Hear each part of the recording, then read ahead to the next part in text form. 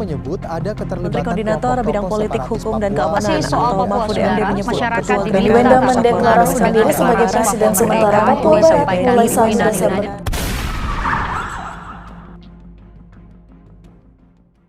Sekitar beberapa minggu yang lalu, Beni Wenda memproklamirkan diri sebagai Presiden Papua Barat dengan cara mendeklarasikan lewat media sosial, di mana itu merupakan suatu tindakan yang mengancam disintegrasi bangsa.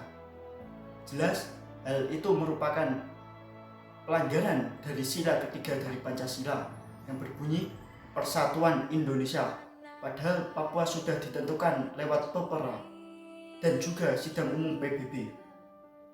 Sehingga negara lain pun setuju kalau Papua milik Indonesia. Berdasarkan hasil Pepera yang mendominasi bahwa mayoritas penduduk Papua memilih bergabung dengan Indonesia. Dan juga sesuai aspek histori bahwa Papua juga bagian dari jajahan Belanda, seperti halnya daerah-daerah lain di Indonesia.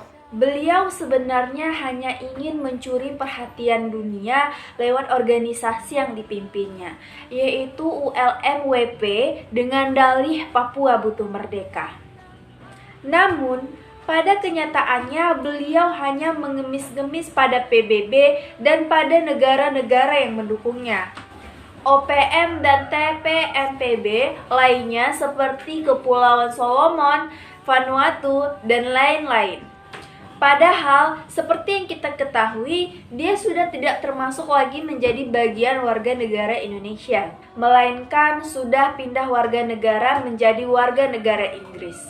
Dan juga, mayoritas penduduk Papua Barat sendiri nyatanya sejatinya tidak ingin kemerdekaan itu. Mereka lebih memilih bersatu dengan NKRI. Sebenarnya, kelompok separatis yang ada di Papua saat ini seperti ULMWP, OPM, TPNPB itu sudah ada sejak zaman Pak Karno. Karena pada zaman dahulu pemerintah terlalu berfokus kepada penguasaan SDA, bukan melatih SDM di Papua.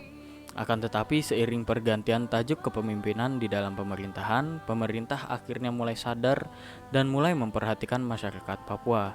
Seperti contoh, pemerintah pusat telah memberikan Papua APBD yang cukup besar, yakni sekitar 14 triliun rupiah. Dan pembangunan di Papua telah mulai berjalan seiring dengan program pemerintah yang mulai dikembangkan saat ini, seperti pembangunan Jalan Trans Papua sepanjang 4.330,07 km yang menghubungkan Provinsi Papua Barat dan Provinsi Papua, dan pembentang dari Kota Sorong di Provinsi Papua dalam upaya pemerintah untuk meningkatkan perekonomian dan menanggulangi tingginya harga di masing-masing wilayah.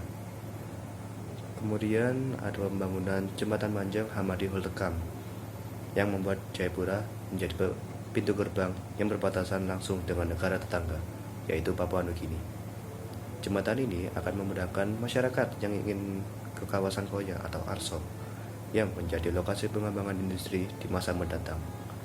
Lalu ada juga pembangunan jalan perbatasan Indonesia dengan Papua Nugini yang terbentang dari Merauke hingga Jayapura di Provinsi Papua sepanjang 1098 km, dan masih banyak pembangunan yang lainnya.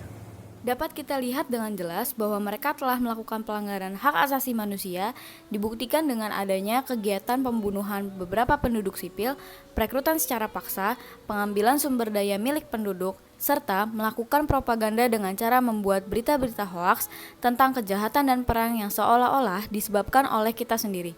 Jadi dapat kita simpulkan bahwa hal-hal tersebut telah melanggar sila Pancasila kedua, yaitu kemanusiaan yang adil dan beradab, serta Pancasila sila ketiga, yaitu Persatuan Indonesia.